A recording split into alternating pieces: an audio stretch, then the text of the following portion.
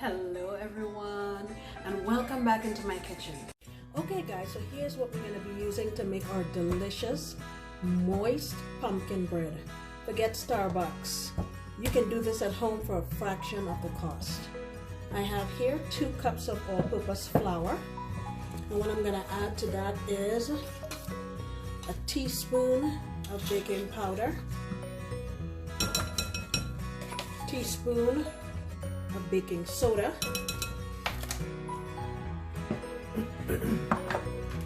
okay, I'm also going to add just a little pinch of salt, maybe about a half of a teaspoon or so. That'll help to bring the sweet flavors out. I'm also going to add some chicken bouillon. Not chicken bouillon. You probably wouldn't be surprised if I did. I have some ground cloves here. I'm calling that a half a teaspoon. Ground nutmeg. I thought I had fresh nutmeg to grate, but I don't, so we're just gonna use this one. Half a teaspoon. Let's use some cinnamon. Calling that a teaspoon. And I'm going in here with my favorite, which is cardamom. I think it will go really nicely in this cake. I'm using 2 good teaspoons. All right, so that is my dry tea. Let's get this all combined. All right, let me show you what I have here on my wet tea. Oh, I forgot ginger. I forgot ginger. Let's get our ginger. Oops. Alrighty.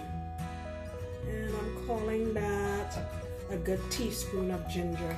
You can also grate fresh ginger if you wanted to. I wouldn't add the actual pulp though. I would probably squeeze it and just put the juice, because I don't like those little strings that are in there. Okay, now wet tea. For the wet tea, we have 2 eggs here at room temperature. I have a 1.5 cups of brown sugar, 1/4 cup of sour cream. Now this sour cream is gonna let your bread be really nice and moist. And for my eggs, I did take out the little white membranes that West Indians do not leave in any kind of baked good. I have a 1/2 cup of milk. Also going to add some oil. We're not using butter today. We're going to use oil. I'm going to add a 1/2 cup of just mild tasting oil. And this is vegetable oil. Okay. And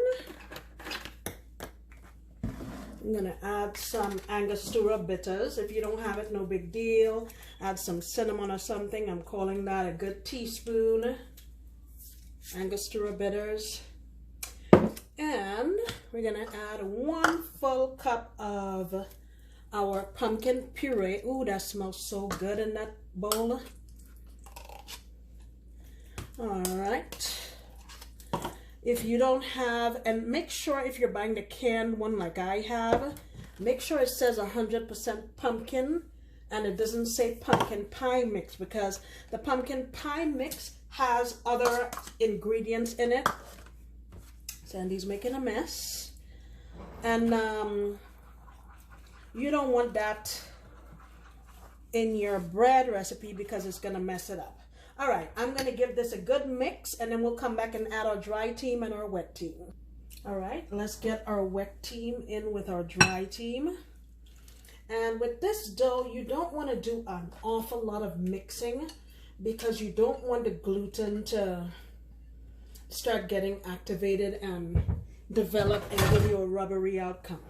So you just want to mix this enough to get it combined.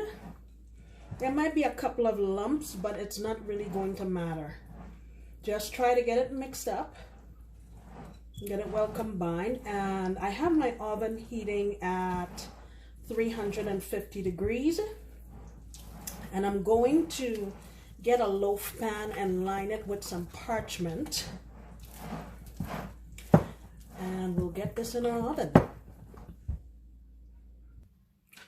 right, so I have it mixed and it's in my loaf pan here that I said I've lined with parchment paper. I'm going into the oven at 350 for between 55 and 65 minutes, between 5 and 65 minutes. And what you want to do is pierce it with a toothpick or a skewer, and if it comes out clean, you're good to go. All right. All right, guys, so this has just come out of the oven. It smells so good. I have a toothpick here, and I'm going to stick down into the deepest part, and it came out clean. Okay, let me bring it a bit closer so you can see.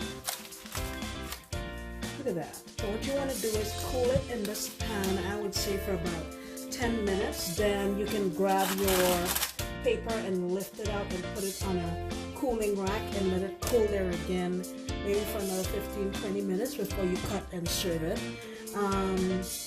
You can sprinkle a little bit of powdered sugar on the top, or you just eat it as is. And you are going to absolutely love it, guys. Thank you so much for stopping back into my kitchen. I sincerely appreciate you, and I hope you take the time to come back next time, because I promise to make another delicious recipe. Bye.